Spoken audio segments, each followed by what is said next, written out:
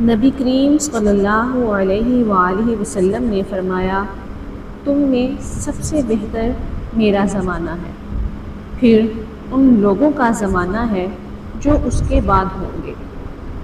इमरान ने बयान किया कि मुझे नहीं मालूम हुज़ूर अकरम सल्लल्लाहु अलैहि वसल्लम ने इस इरशाद को 2 मरतबा दोहराया या 3 मरतबा।